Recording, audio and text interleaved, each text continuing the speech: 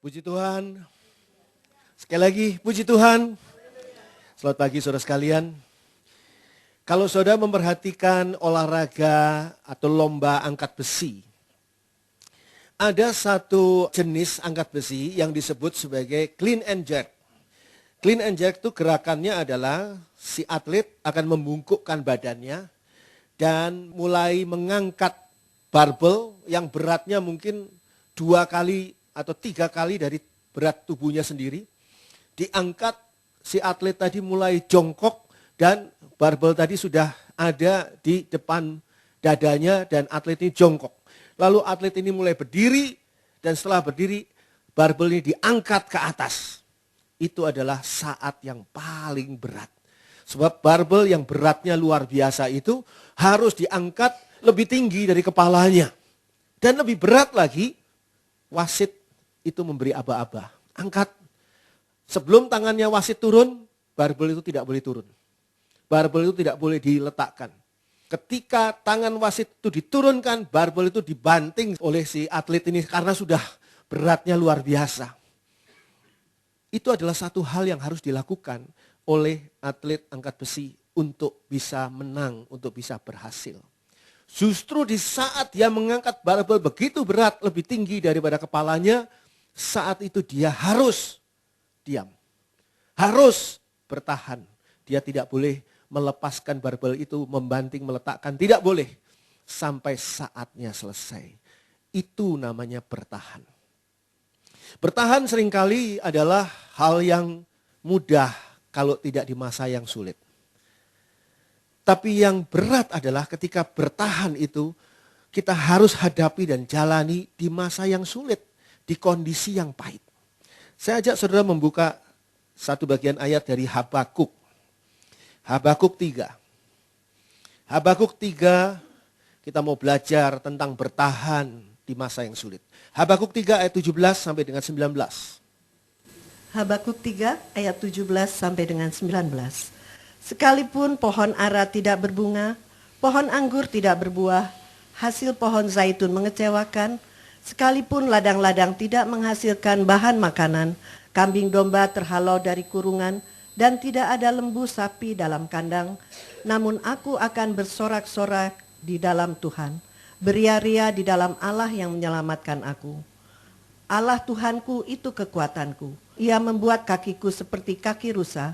Ia membiarkan aku berjejak di bukit-bukitku untuk pemimpin biduan dengan permainan kecapi.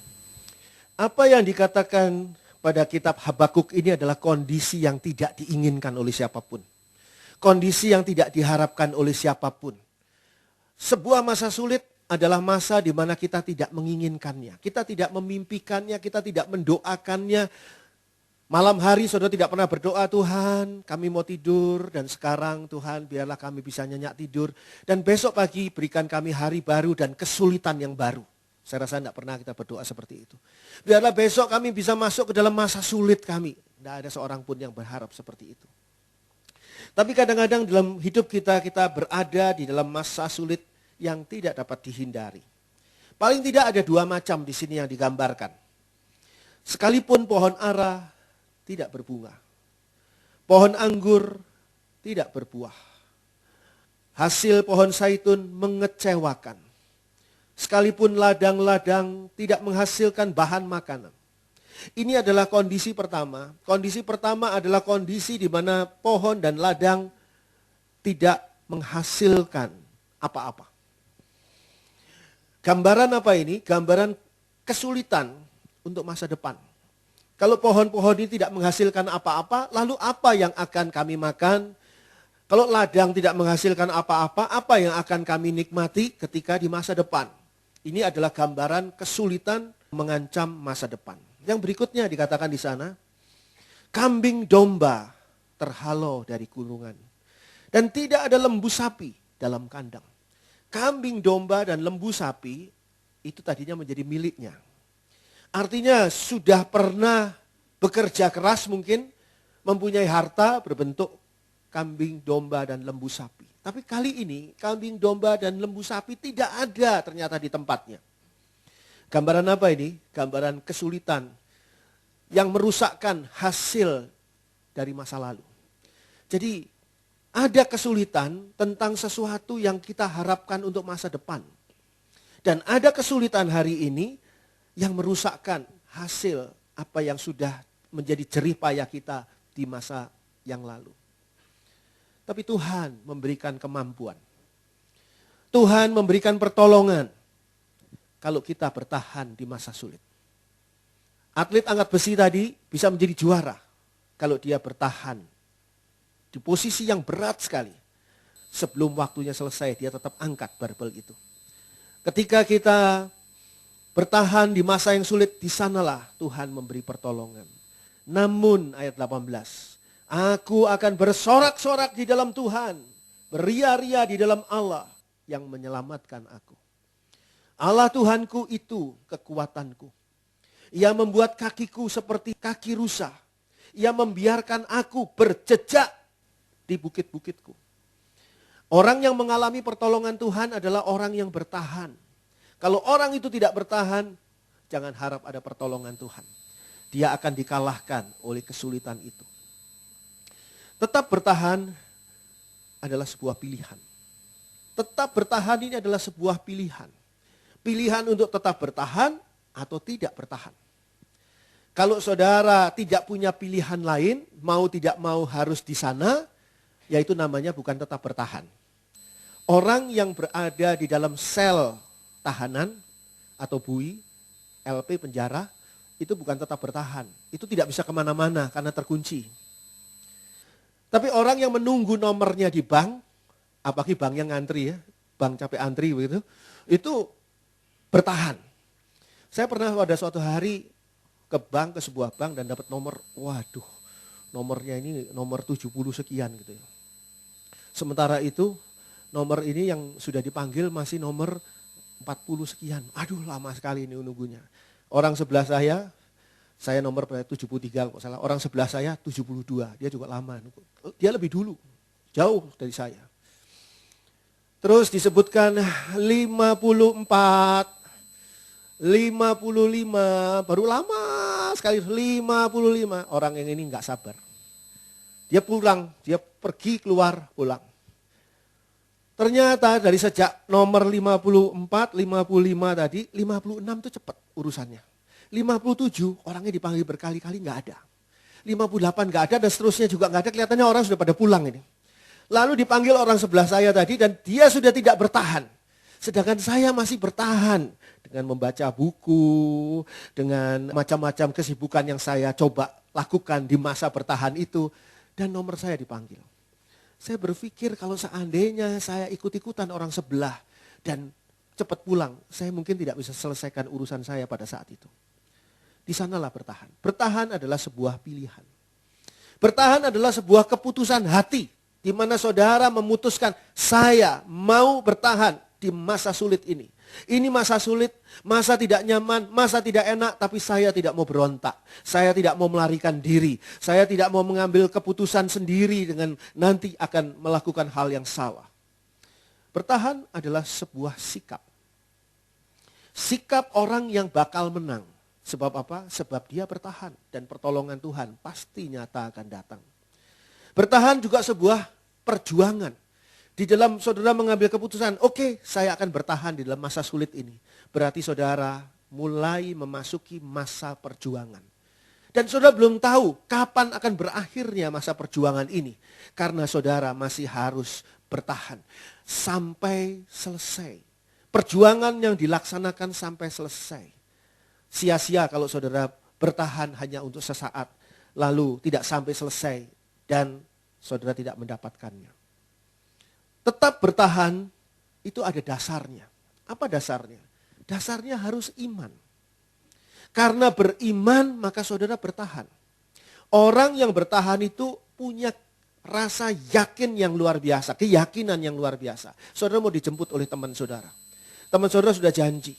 Nanti akan jemput pergi bersama jam 5 sore. Misalnya seperti itu. Ini sampai jam 5 kurang seperempat dia belum ada. Oke, saudara masih bertahan. 5 kurang 5 menit belum ada. Masih bertahan. Jam 5 tepat dia belum datang. Saudara masih bertahan. Jam 5:05 saudara masih bertahan. Karena apa? Saudara yakin teman saudara pasti datang. Di situ ada keyakinan. Keyakinan ini yang mendasari kita tetap bertahan. Sekali lagi tetap bertahan ini bukan karena tidak ada alternatif lain yang bisa kita lakukan. Tetap bertahan ini karena kita beriman. Bukan karena tidak ada pilihan lain. Dan ketika kita bertahan di hadapan Tuhan, tetap beriman kepada Tuhan, disitulah Tuhan akan berkenan. Mari kita baca ayatnya, Ibrani 10 ayat 38. Ibrani 10 ayat 38. Tetapi orangku yang benar akan hidup oleh iman, dan apabila ia mengundurkan diri, maka aku tidak berkenan kepadanya. Di dalam kita mengikut Tuhan, banyak hal akan menantang kita untuk diuji apakah kita mau tetap bertahan atau tidak. Apakah kita bertahan di dalam kebenaran atau tidak. Apakah kita bertahan walaupun dorongan hati kita mendorong kita untuk berontak, untuk pergi, untuk tidak mau bertahan lagi. Tapi apakah kita mau bertahan karena kita beriman.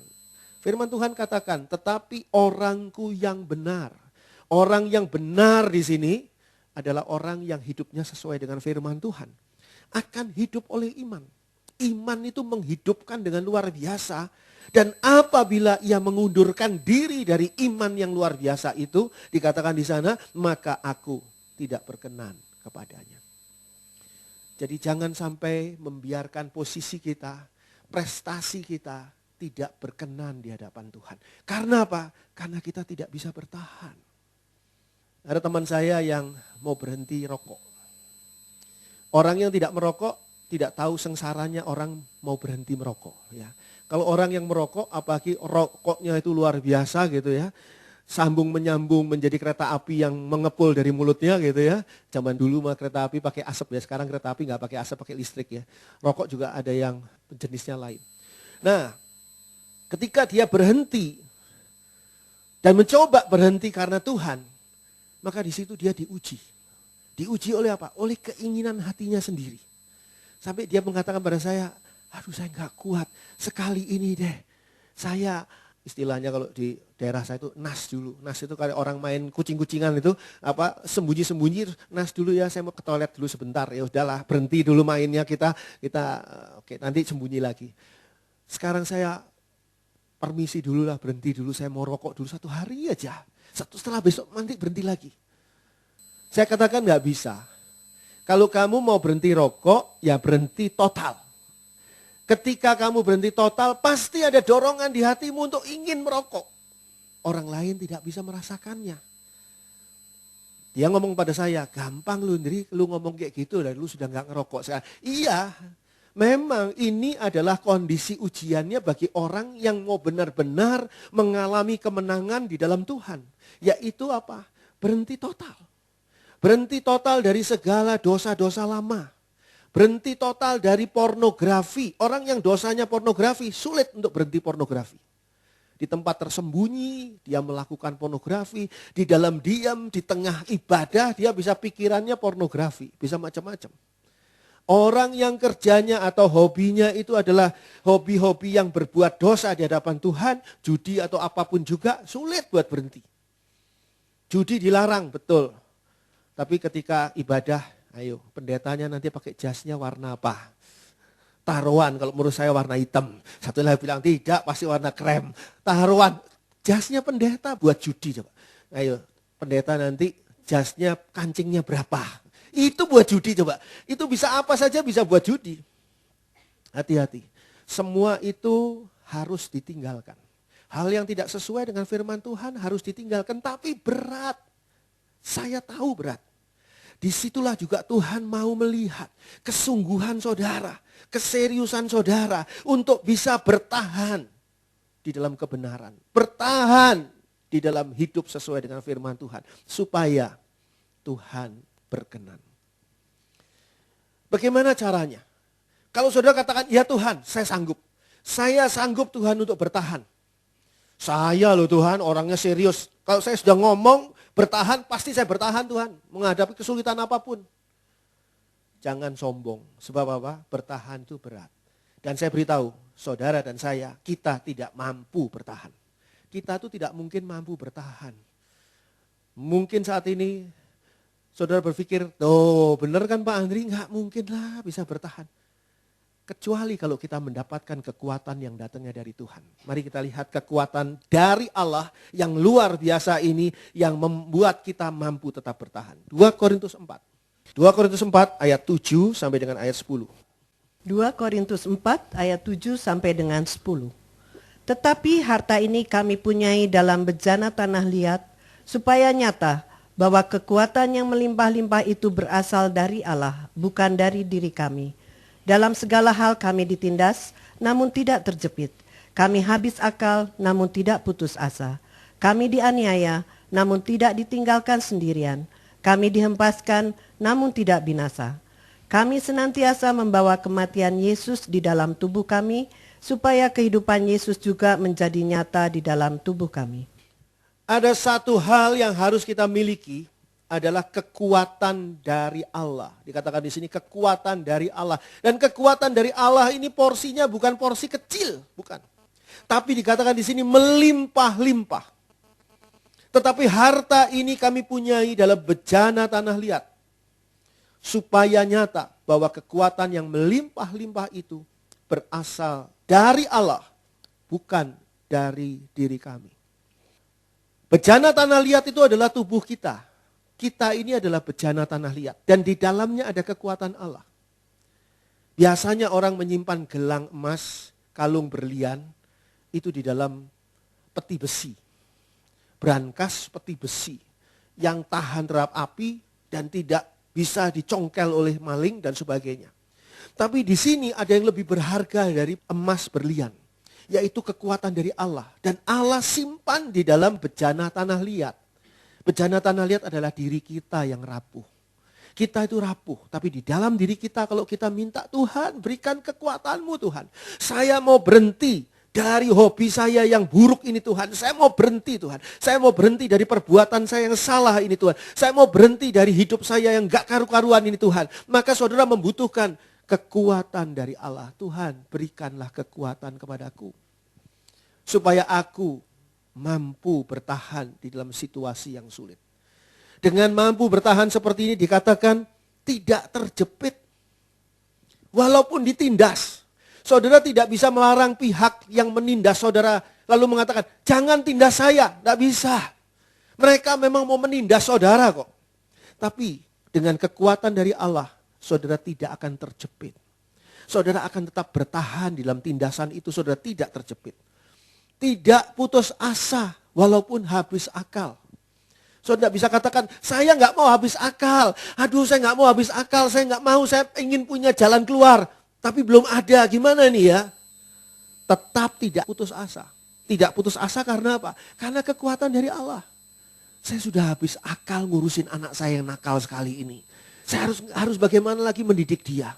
Saya habis akal untuk ngurusin suami saya yang nakal ini. Saya habis akal untuk ngurusi istri saya yang wah luar biasa ini. Saya habis akal untuk macam-macam pekerjaan saya di kantor, karir saya dan sebagainya. Habis akal. Tapi saudara tidak putus asa kalau saudara mempunyai kekuatan dari Allah. Saudara tetap bertahan. Bertahan. Seringkali orang yang tidak bertahan akan mengalami salah langkah. Salah langkah karena apa? Karena tidak sesuai dengan apa yang Tuhan mau di dalam kehidupannya. Lalu katakan juga di sana tidak ditinggalkan sendirian. Walaupun menerima aniaya. Penganiayaan itu menunjukkan kebencian. Penganiayaan itu menunjukkan bahwa saudara tidak disukai. Tapi dikatakan di sana saudara tidak pernah ditinggalkan sendirian.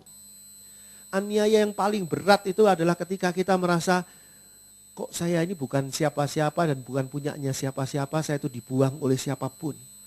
Tapi saudara tidak mengalami itu. Apa sebabnya? Karena kekuatan dari Allah.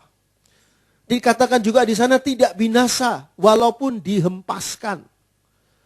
Saya pernah dihempaskan sama ya teman saya sih. Teman saya dia ahli judo ya.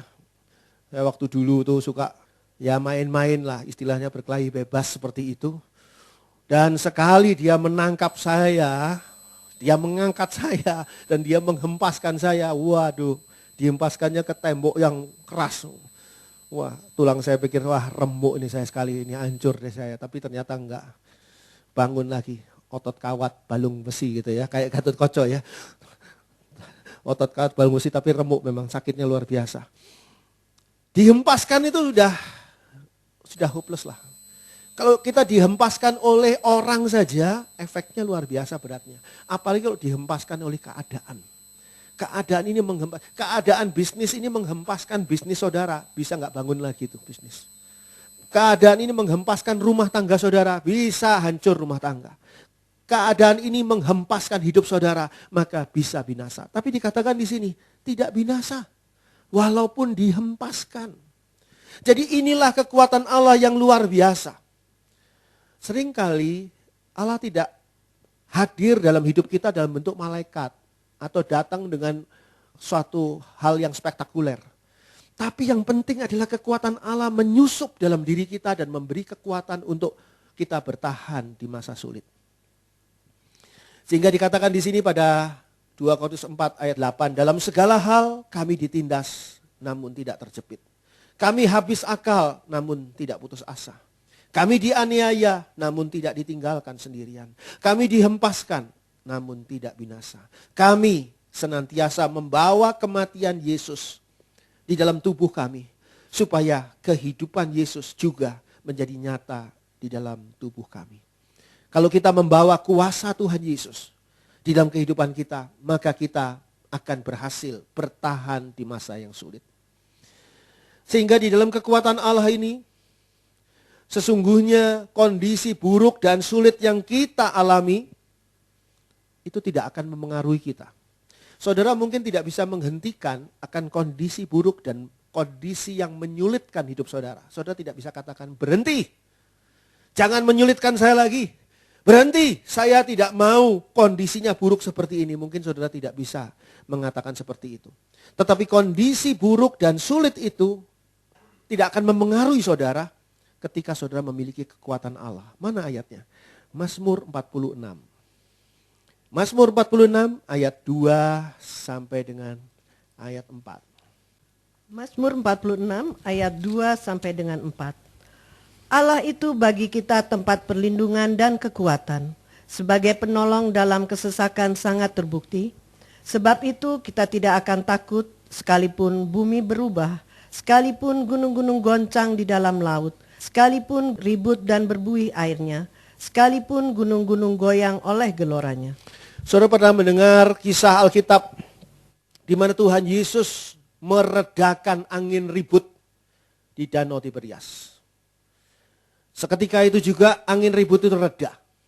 Lalu kita sebagai orang-orang percaya, sebagai orang beriman, selalu kita berpikir, oh kalau ada angin ribut di dalam rumah tangga saya, kalau ada angin ribut di dalam usaha pekerjaan saya, kalau ada angin ribut di dalam kesehatan saya, kalau ada angin ribut dalam hidup saya tinggal menengkingnya di dalam nama Yesus. Semua angin ribut ini reda. Mujizat itu masih bisa terjadi sampai pada hari ini. Mujizat itu masih bisa berlaku sampai pada hari ini. Sehingga saudara boleh tetap melakukannya.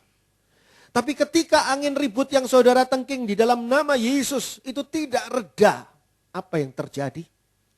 Saudara merasa, wah gagal ini, hancur hidup saya ini. Sekali ini akan hancur benar-benar karena angin ribut ini ditengking, didoakan tetap terjadi. Kadang-kadang Allah tidak mau menghentikan angin ribut itu. Kadang-kadang Allah tidak mau menghentikan kesulitan dalam hidup saudara. Karena Allah mau memberi kekuatan kepada saudara. Apa gunanya saudara diberi kekuatan kalau kesulitan itu dihentikan oleh Allah? Apa gunanya saudara diberi kekuatan itu kalau masalah dan angin ribut itu dihentikan oleh Allah? Justru Allah tidak membiarkan itu berhenti supaya saudara diberi kekuatan. Diberi kekuatan untuk bertahan di masa sulit.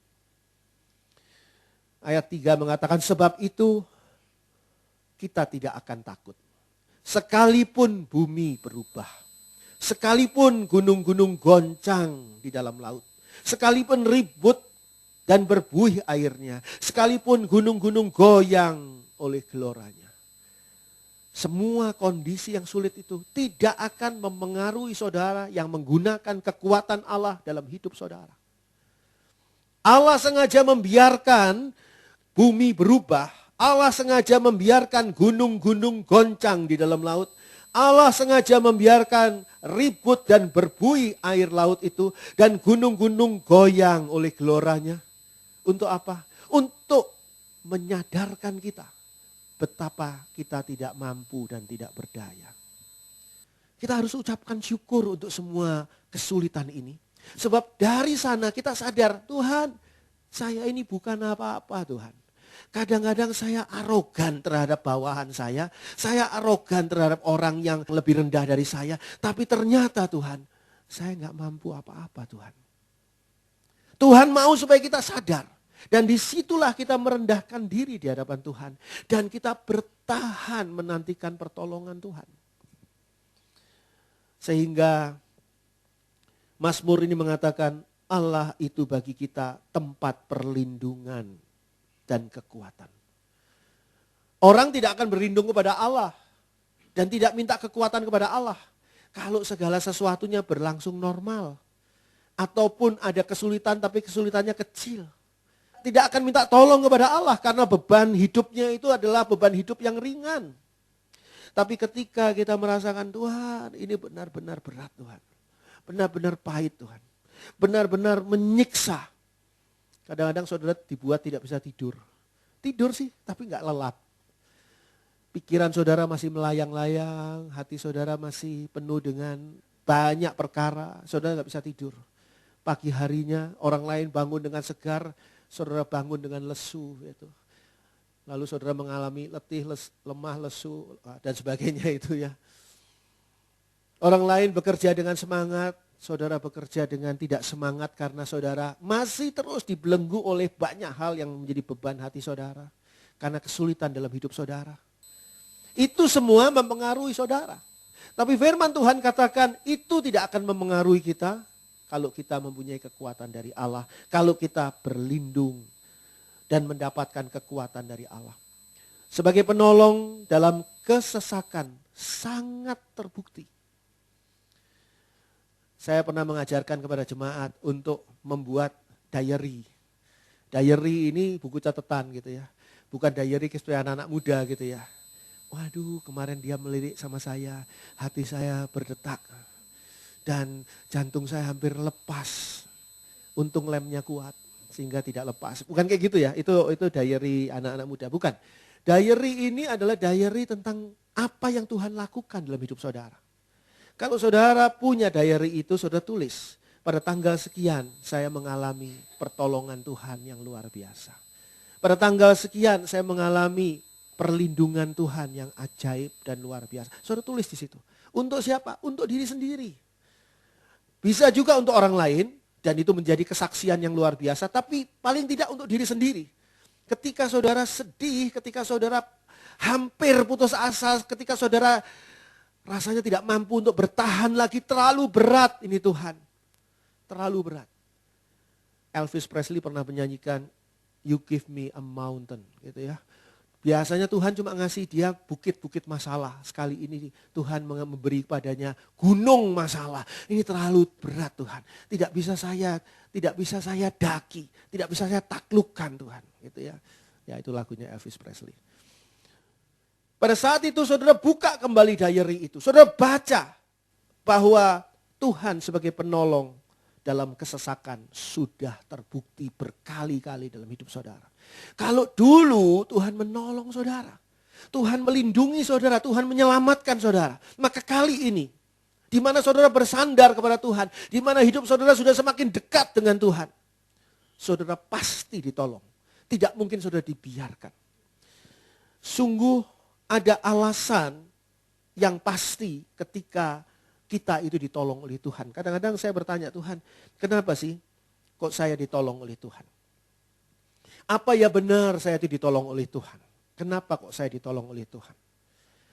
Kalau saudara, katakanlah meninggalkan barang saudara di salah satu kursi di sini, karena saudara nanti akan duduk di kursi itu, saya yakin saudara pasti akan kembali. Semakin berharga barang itu, semakin saudara kembali. Kadang-kadang yang seringkali tidak dianggap berharga adalah warta jemaat. Yang dibaca juga enggak diterima dengan terpaksa, lalu warta jemaat ini diletakkan begitu saja di kursi dan ditinggalkan. Tapi kalau barang berharga, saudara akan kembali. Untuk barang berharga itu karena saudara duduk di situ. Saya bertanya pada Tuhan, adakah alasannya sehingga Tuhan kembali untuk menolong saya? Ada tidak alasannya sehingga Tuhan pasti menolong saya? Tuhan memberikan alasan yang sangat kuat. Oleh sebab itu saudara perlu perhatikan ayat-ayat firman Tuhan ini. Supaya saudara dikuatkan oleh ayat-ayat firman Tuhan ini. Dan saudara tahu pasti Tuhan akan datang menolong saudara. Pasti Tuhan akan kembali untuk menolong dan menyelamatkan saudara. Mana ayatnya? Apa ayatnya yang menunjukkan hal ini sehingga ada kepastian di sana? Saya ajak saudara membaca 1 Petrus 1. Surat Petrus yang pertama pasal 1. 1 Petrus 1 ayat 3 sampai dengan ayat 7. 1 Petrus 1 ayat 3 sampai dengan 7. Terpujilah Allah dan Bapa Tuhan kita Yesus Kristus, yang karena rahmat-Nya yang besar telah melahirkan kita kembali oleh kebangkitan Yesus Kristus dari antara orang mati, kepada suatu hidup yang penuh pengharapan, untuk menerima suatu bagian yang tidak dapat binasa, yang tidak dapat cemar, dan yang tidak dapat layu, yang tersimpan di sorga bagi kamu, yaitu kamu yang dipelihara dalam kekuatan Allah karena imanmu, sementara kamu menantikan keselamatan yang telah tersedia untuk dinyatakan pada zaman akhir. Bergembiralah akan hal itu, sekalipun sekarang ini kamu seketika harus berduka cita oleh berbagai-bagai pencobaan. Maksud semuanya itu ialah untuk membuktikan kemurnian imanmu, yang jauh lebih tinggi nilainya daripada emas yang fana, yang diuji kemurniannya dengan api, sehingga kamu memperoleh puji-pujian dan kemuliaan dan kehormatan pada hari Yesus Kristus menyatakan dirinya. Apa yang membuat saya dan saudara nanti akan merasa pasti bahwa Tuhan akan menolong saudara? Pasti bahwa Tuhan akan kembali untuk memperdulikan saudara, menyelamatkan saudara. Perhatikan ayat-ayat yang luar biasa ini. Dikatakan di sini, terpujilah Allah, ayat 3, dan Bapa Tuhan kita Yesus Kristus, yang karena rahmat-Nya yang besar telah melahirkan kita kembali oleh kebangkitan Yesus Kristus dari antara orang mati kepada suatu hidup yang penuh pengharapan. Tuhan Yesus sudah datang ke dalam dunia untuk mati di atas kayu salib menyelamatkan saudara dan saya. Itu yang pertama. Tuhan Yesus sudah menyelamatkan kita dengan harga yang mahal, yaitu darahnya sendiri, hidupnya sendiri. Lalu dikatakan oleh ayat 3 tadi, Tuhan Yesus sudah membawa kita untuk mengalami lahir kembali. Tuhan Yesus sudah melahirkan kita kembali. Setelah kita diampuni segala dosa kesalahan kita, setelah kita ditebus di atas kayu salib, setelah kita diselamatkan di atas kayu salib, maka dikatakan pada ayat 3 kita dilahirkan kembali melalui kebangkitannya.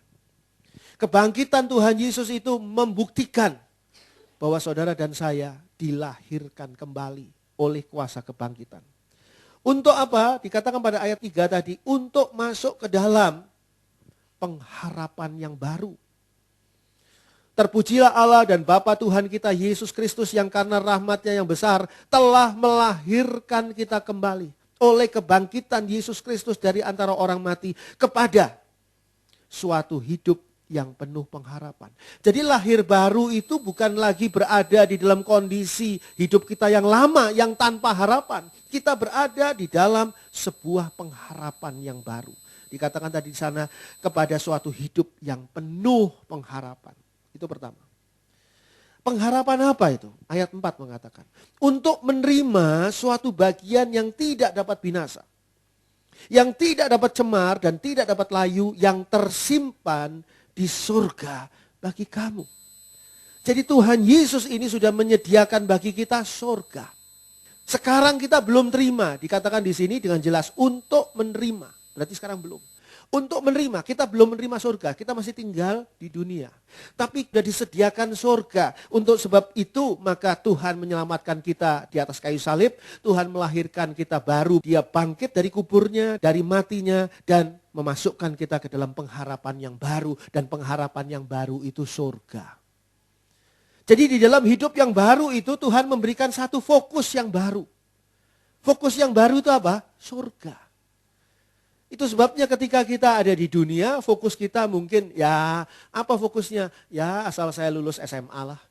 Ya asal saya bisa masuk perguruan. Ya asal saya bisa lulus sarjana. Ya asal saya bisa dapat pekerjaan. Ya asal saya bisa sukses. Ya asal saya bisa menikah dengan pasangan yang baik. Ya asal saya bisa membangun sebuah rumah tangga. Ya asal saya bisa berkarir. Itu mungkin banyak fokus-fokus dalam hidup kita di dunia. Tapi Tuhan memberikan satu fokus yang baru, yaitu surga. Surga ini adalah fokus yang baru yang dilewati melalui diselamatkan, melalui kembali dilahirkan di dalam Tuhan Yesus bangkit dan hidup di dalam pengharapan, yaitu surga. Dan di sana dikatakan pada ayat 5, yaitu kamu yang dipelihara, perhatikan, dalam kekuatan Allah. Karena imanmu, sementara kamu menantikan keselamatan yang telah tersedia untuk dinyatakan pada akhir zaman. Jadi apakah kita sudah diselamatkan? Sudah. Secara resminya kita sudah. Tetapi secara faktanya kita belum sampai di surga. Jadi secara resminya kita sudah diselamatkan karena darah Tuhan Yesus. Tapi kita belum sampai di surga. Belum fakta. Belum de facto. De factonya belum kita masuk surga. Baru dari de jure aja. Jadi dari hukumnya saja bahwa kita sudah diselamatkan, tapi belum masuk surga. Tapi dikatakan di sini kamu itu dipelihara dalam kekuatan Allah karena imanmu. Untuk itu kita berada dalam pemeliharaan kekuatan Allah. Kekuatan Allah ini sebuah energi Allah yang besar. Yang sia-sia dilakukan oleh Allah kepada kita tidak untuk sesuatu hal yang besar yaitu surga. Allah memberikan surga bagi kita dan untuk itu kita dipelihara dalam kekuatan Allah. Lalu dikatakan pada ayat 6 dan 7. Bergembiralah akan hal itu. Sekalipun sekarang ini kamu seketika harus berduka cita oleh berbagai-bagai pencobaan. Bergembiralah walaupun sekarang harus berduka cita. Ini ayat yang aneh. Bagaimana kita bisa disuruh bergembira padahal Tuhan tahu bahwa kita sedang berduka cita karena pencobaan yang ada, karena masa sulit yang ada. Secara manusiawi, masa sulit itu, pencobaan itu adalah kondisi yang tidak menggembirakan. Membuat kita berduka cita, aduh Tuhan kenapa kok saya ngalami kayak gini Tuhan? Kenapa kok saya akhirnya mengalami hal yang seperti ini Tuhan? Kok saya mengalami kesulitan yang seperti ini? Kita tidak mungkin bisa bergembira. Tapi sekarang Tuhan bukakan mata rohani kita supaya kita mengerti ada apa di balik kesulitan ini. Ada apa di balik pencobaan ini? Maksud semuanya itu, ayat 7, ialah untuk membuktikan kemurnian imanmu yang jauh lebih tinggi nilainya daripada emas yang fana yang diuji kemurniannya dengan api. Sehingga kamu memperoleh puji-pujian dan kemuliaan dan kehormatan pada hari Yesus Kristus menyatakan dirinya. Ini maksudnya.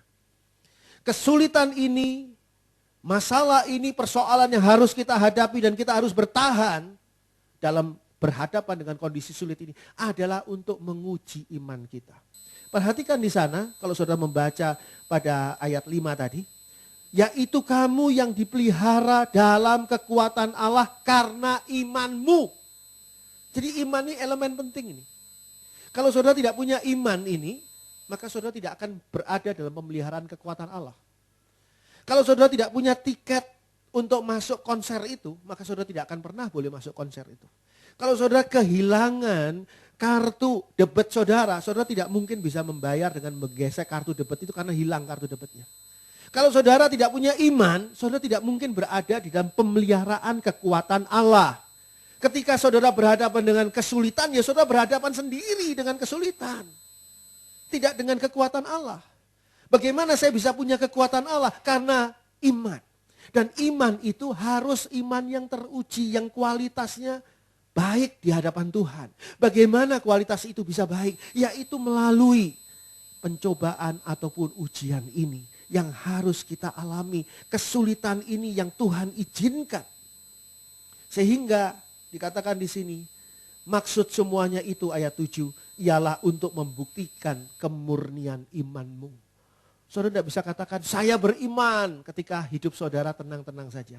Saya beriman ketika saudara sehat-sehat saja. Saya beriman ketika rumah tangga saudara tidak punya masalah. Saya beriman ketika saudara uangnya banyak. Tidak bisa. Orang seperti itu tidak bisa menyatakan imannya. Justru iman itu bisa dinyatakan ketika saudara berhadapan dengan kesulitan. Kesulitan itu menunjukkan apakah saudara mampu bertahan tidak. Padahal saudara bisa meninggalkan itu. Tidak usah bertahan, bisa. Tapi saudara tetap mau bertahan karena saudara beriman. Di situ iman saudara kualitasnya jauh dibandingkan dengan yang lain. Karena apa? Saudara mempunyai kemurnian iman. Untuk apa kemurnian iman ini? Kemurnian iman ini adalah kemurnian iman yang Tuhan inginkan supaya kita mencapainya. Saudara kalau sebagai ayah atau sebagai ibu menjanjikan kepada anak saudara, misalnya, nak, kalau kamu jadi juara sekolah, nilai kamu paling tinggi di sekolah, maka kamu akan dibelikan hadiah ini. Itu. Misalnya, padahal jadi juara sebenarnya nggak usah dikasih hadiah, ya itu kan wajar-wajar aja. Memang dia harus berprestasi seperti itu. Tapi oke lah, ini saudara mau memberikan. Sesungguhnya hati saudara berharap nggak saudara betul-betul bisa memberikan hadiah itu atau enggak? Atau saudara janji sama anak saudara, nah kalau kamu berhasil nilainya bagus sama ayah, sama ibu diberikan hadiah ini. Malam hari saudara doa, Tuhan tolong gagalkan anak saya Tuhan. Jangan beri kemampuan, sebab kalau enggak mahal Tuhan hadiah itu. Saya sudah terlanjur janji Tuhan, masa seperti itu? Enggak, saudara doanya adalah Tuhan berikan anak saya keberhasilan. Padahal saudara tahu kalau dia berhasil, saudara terpaksa mengeluarkan uang saudara untuk membelikan hadiah yang mahal itu bagi anak saudara. Tapi saudara tetap berharap dia berhasil dan saudara ingin memberikan hadiah itu. Dan saudara ingin melihat mata anak saudara berbinar-binar karena sukacita mendapatkan apa yang sudah lama diinginkannya. Sudah lama didoakannya secara sembunyi. Mungkin anak saudara pernah doa malam hari, Tuhan tolong berikan saya ini Tuhan. Sembunyi. Tapi saudara kebetulan lewat di depan kamarnya saudara dengar, oh dia pengen ini. Oke dah, itu jadi hadiah kalau kamu berhasil. Maka saudara juga berharap, Tuhan tolong supaya dia berhasil. Bukankah seperti itu yang kita inginkan? Kita inginkan anak kita berhasil dan berhasil juga mendapatkan hadiah yang sudah kita sediakan. Padahal itu kita manusia. Apalagi Allah yang penuh kasih. Allah menyiapkan surga bagi saudara dan saya. Dan ketika kita gagal masuk surga, yang nangis duluan bukan kita. Yang nangis duluan Allah. Aduh, kenapa kamu kok gagal masuk dalam surga? Kenapa kok kamu tidak bisa bertahan di dalam situasi sulit ini? Bertahan sebentar lagi. Semuanya juga akan selesai kok. Ketika kita tidak bisa bertahan dan kita gagal mendapatkan apa yang Allah sudah sediakan bagi kita. Allah bersedih hati luar biasa. Bukannya Allah bersyukur, oh puji Tuhan di surga jadi gak banyak orang. Sesak, panas nanti surganya banyak orang. Enggak. Allah justru sedih kalau saudara gagal masuk surga. Padahal saudara sudah jalan menuju surga. Di tengah jalan saudara tidak bisa bertahan. Tidak bisa bertahan dalam kebenaran firman Tuhan. Tidak bisa bertahan di dalam meninggalkan dosa-dosa lama. Tidak bisa bertahan di dalam menghadapi segala ujian dan tantangan. Saudara harus bisa bertahan di dalam masa sulit. Harus. Sebab Allah ingin memberikan hadiah yang sudah disiapkannya. Mari kita baca Yakobus 1 ayat 12. Yakobus 1 ayat yang ke-12. Berbahagialah orang yang bertahan dalam pencobaan, sebab apabila ia sudah tahan uji, ia akan menerima mahkota kehidupan yang dijanjikan Allah kepada barang siapa yang mengasihi dia. Kalau kamu bertahan, kata Allah, kamu akan menerima mahkota kehidupan. Dalam bahasa aslinya mahkota ini adalah Stefanos. Stefanos artinya mahkota juara. Ini mahkota bukan mahkota raja loh, tapi mahkota juara. Mahkota yang diperoleh karena prestasi. Mahkota juara itu adalah Stefanos. Kalau mahkota raja itu bahasa aslinya diadema. Mahkota raja sih sekarang Raja Thailand meninggal dunia, anaknya mau tidak mau dimahkotai. Walaupun rakyat Thailand tidak terlalu suka sama anaknya ini. Mungkin ada rakyat Thailand yang berdoa, Tuhan mau cabut nyawanya Tuhan biar cucunya aja ya. Mungkin gitu, saya nggak tahu. Tapi mau nggak mau harus anaknya. Itu mahkota raja. Nggak ada kualitasnya mahkota raja. Si anak raja ini, pangeran ini tidak harus berprestasi sehingga dia dapat mahkota raja. Nggak harus. Dia memang keturunannya kok. Tapi kalau mahkota juara, dia harus bertahan mengangkat barbel yang beratnya 2 kali atau 3 kali badannya sendiri. Jauh di atas kepalanya, diangkatnya. Sebelum tangan wasit diturunkan, dia nggak boleh menurunkan barbel itu.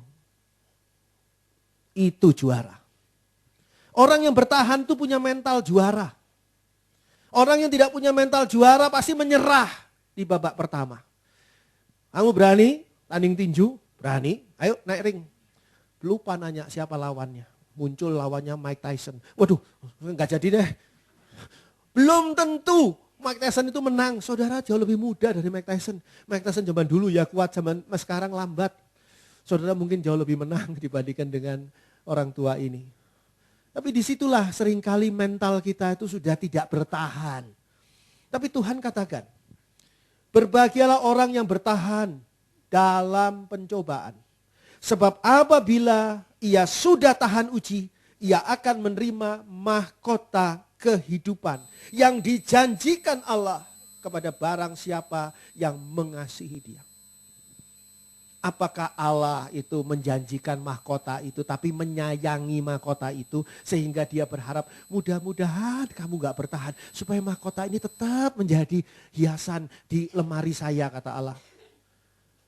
Allah menangis kalau saudara tidak jadi menerima mahkota yang Allah sudah janjikan. Allah menangis, Allah sedih karena Allah mau saudara jadi juara. Saudara mampu bertahan menghadapi kesulitan ini yang merupakan pencobaan untuk membuktikan kemurnian imanmu. Allah ingin saudara berhasil. Allah ingin dapat memberikan mahkota itu kepada kita. Dan itu ada 2 perkara kenapa Allah ingin memberikan mahkota itu kepada kita.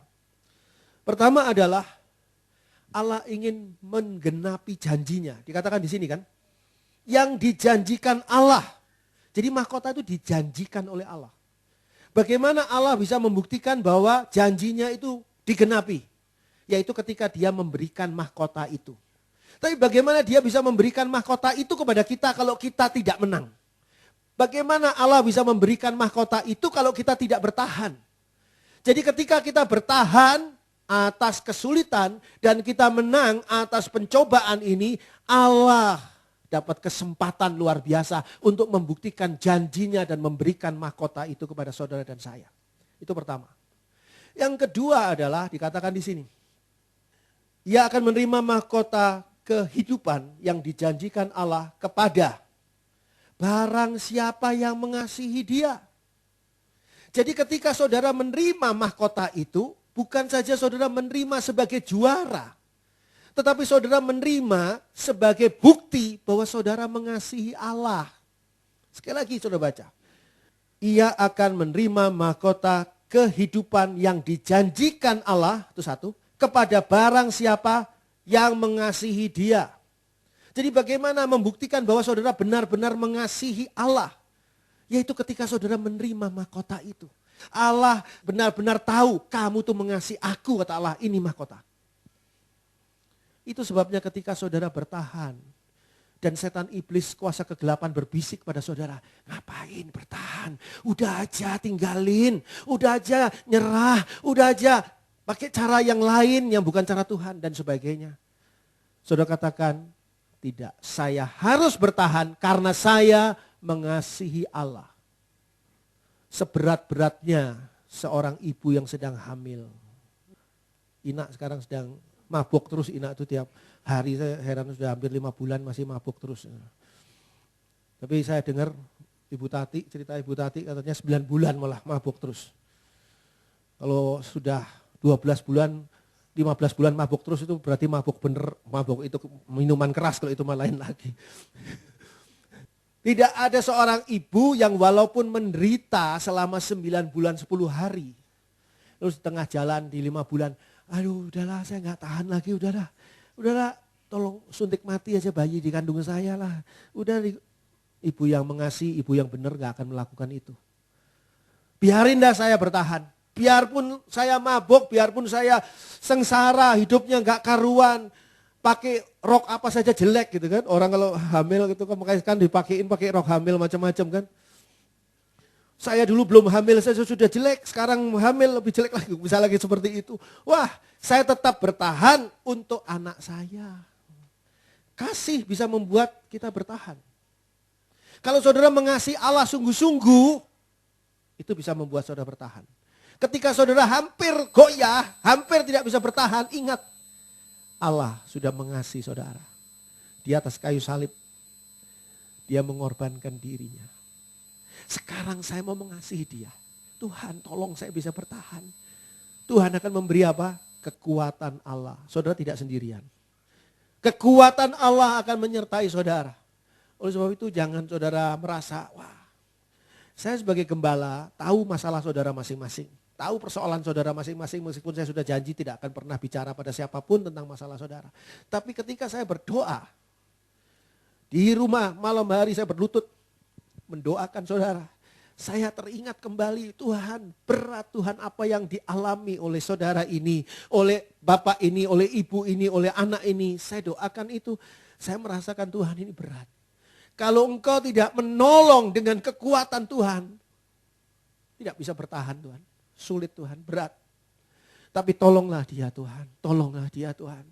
Berikan keberhasilan untuk bisa akhirnya mendapatkan mahkota kehidupan, mahkota al-hayat yang dijanjikan Allah kepada barang siapa yang mengasihi dia. Mazmur 62 ayat 1 sampai 9. Mazmur 62 ayat 1 sampai dengan 9.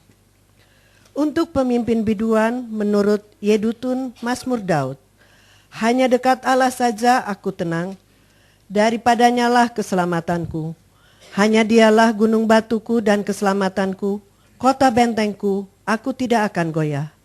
Berapa lamakah kamu hendak menyerbu seseorang, hendak meremukan dia, hai kamu sekalian, seperti terhadap dinding yang miring, terhadap tembok yang hendak roboh? Mereka hanya bermaksud menghempaskan dia dari kedudukannya yang tinggi. Mereka suka kepada dusta. Dengan mulutnya mereka memberkati, tetapi dalam hatinya mereka mengutuki.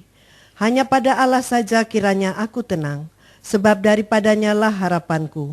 Hanya dialah gunung batuku dan keselamatanku. Kota bentengku, aku tidak akan goyah. Pada Allah ada keselamatanku dan kemuliaanku. Gunung batu kekuatanku, tempat perlindunganku ialah Allah. Percayalah kepadanya setiap waktu, hai umat. Curahkanlah isi hatimu di hadapannya. Allah ialah tempat perlindungan kita. Mazmur Daud ini menunjukkan kepada kita ada dua alasan penting mengapa kita harus mampu bertahan di masa sulit. Ada dua alasan penting. Yang pertama adalah Mazmur 62 ini kalau kita baca ayat 2 sampai dengan ayat 5.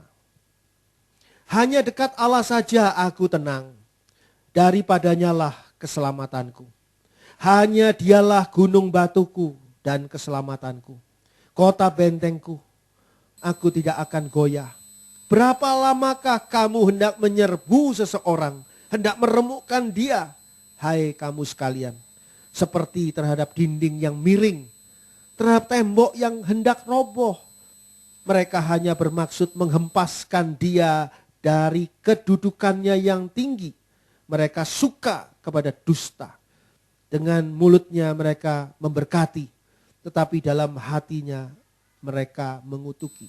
Mazmur 62 ayat 2 sampai 5 ini dikatakan di sana karena dekat dengan Allah. Yang dikatakan di sana adalah kekuatan kita yang menyelamatkan. Ayat 2 dan 3 menjelaskan kepada kita. Maka tekanan seberat apapun pasti akan gagal dalam menekan kita. Sehingga dikatakan berapa lamakah kamu hendak menyerbu seseorang, hendak meremukkan dia, hai kamu sekalian, seperti terhadap dinding yang miring, terhadap tembok yang hendak roboh. Dinding miring itu kadang-kadang cuma disentuh pakai satu jari aja gitu, roboh udah bruk gitu. Gak usah ditekan, gak usah didorong. Kita tuh seperti dinding miring yang sudah lemah, yang tidak berdaya. Tapi berapa lama lagi sih kamu mau berusaha untuk menekan? Karena dekat dengan Allah ayat 2 dan 3. Yang adalah kekuatan kita, yang menyelamatkan kita. Maka tekanan seberat apapun itu tidak akan berhasil menekan kita. Meskipun mereka menggunakan cara yang paling terselubung. Kadang-kadang orang pakai cara frontal gak berhasil, orang pakai cara terselubung. Cara terselubung ini dijelaskan begini ayat 5. Mereka hanya bermaksud menghempaskan dia dari kedudukannya yang tinggi. Mereka suka kepada dusta. Dengan mulutnya mereka memberkati. Tetapi dalam hatinya mereka mengutuki. Ini cara terselubung. Sehingga tidak kelihatan bahwa sesungguhnya dia mengutuki. Karena mulutnya mengatakan berkat. Dengan cara seperti itu pun tidak akan berhasil. Karena apa? Karena kita dekat dengan Allah. Dekat dengan Allah adalah kekuatan yang menyelamatkan kita. Lalu ayat 6 sampai dengan ayat 9. Ini alasan kedua. Kita harus mampu bertahan di dalam masa yang sulit. Diulangi kembali seperti di ayat 2. Ayat 6 mengatakan, hanya pada Allah saja kiranya aku tenang. Sebab daripadanya lah harapanku. Kalau saya perhatikan ayat 2, daripadanya lah keselamatanku. Maka pada ayat 6, sebab daripadanya lah harapanku. Hanya dialah gunung batuku dan keselamatanku. Kota bentengku, aku tidak akan goyah. Karena dekat dengan Allah di sini pada ayat 6. Yang adalah kekuatan kita itu menjadi pengharapan bagi kita. Sehingga maka Allah yang dapat menyelamatkan kita. Allah itu yang akan melindungi kita. Pada Allah ada keselamatanku ayat 8. Dan kemuliaanku. Gunung batu kekuatanku, tempat perlindunganku ialah Allah. Sehingga dinyatakan oleh Mazmur 62 ini. Bahwa hanya Allah saja yang dapat menyelamatkan kita. Hanya Allah saja yang dapat melindungi kita. Lalu dikatakan pada ayat 9. Percayalah kepadanya setiap waktu hai umat. Curahkanlah isi hatimu di hadapannya. Allah ialah tempat perlindungan kita. Hanya Allah saja yang dapat menyelamatkan kita, yang dapat menolong kita, yang dapat melindungi kita. Dan patut kita percayai pada ayat 9 dikatakan untuk tempat kita mengadu. Saudara kalau punya kesulitan, saudara mengadu kepada orang lain. Orang itu hanya mentertawai saudara dengan kesulitan saudara. Orang itu hanya memperpanjang berita kepada semua orang lain tentang kesulitan yang saudara hadapi. Enggak ada gunanya. Saudara bercerita, curhat, mengadu kepada manusia. Tapi ayat firman Tuhan ini menjelaskan, mengadulah pada Tuhan. Karena Tuhan itulah yang dapat dipercaya. Dikatakan percayalah kepada setiap waktu hai umat ayat 9. Curahkanlah isi hatimu, curhatlah di hadapannya. Allah ialah tempat perlindungan kita. Sehingga ketika saudara mengalami kesulitan. Dan saudara merasakan Tuhan terlalu berat ini Tuhan. Masuklah dalam kamar saudara, berlututlah, berdoalah. Menangislah di hadapan Tuhan, berserulah kepada Tuhan. Curahkan isi hati saudara, curahkan semua hal di hadapan Tuhan. Dan biarlah Tuhan nanti akan memberi kekuatan pada saudara. Menjalani masa sulit ini sampai selesai. Karena tidak untuk selamanya masa sulit ini. Masa sulit ini ada akhirnya. Sampai selesai dan di titik itu saudara akan mengalami kemenangan yang datangnya dari Allah. Puji Tuhan. Amin.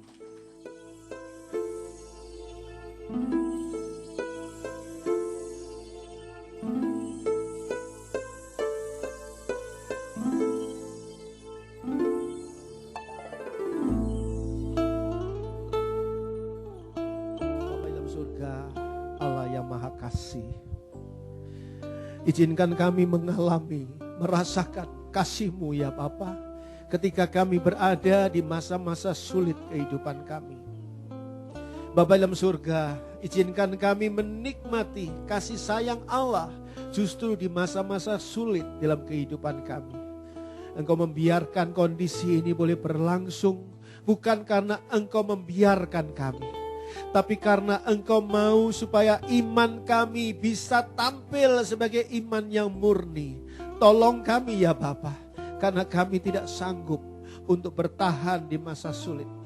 Tolong Bapa, kami mengasihi Engkau, kami sungguh mengasihi Engkau, dan biarlah karena kami mengasihi Engkau, kami benar-benar bertahan di masa yang sulit ini. Terima kasih Bapa. Terima kasih untuk kemurahan Tuhan yang luar biasa, untuk pertolongan Tuhan yang tidak pernah meninggalkan kami.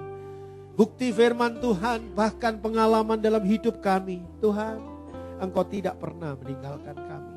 Engkau tidak pernah membiarkan kami, tapi Engkau berjalan dengan penuh pengertian, pemahaman akan ketidakmampuan dan ketidakberdayaan kami untuk membawa kami kepada surga yang Tuhan sudah sediakan bagi kami. Terima kasih ya Bapa.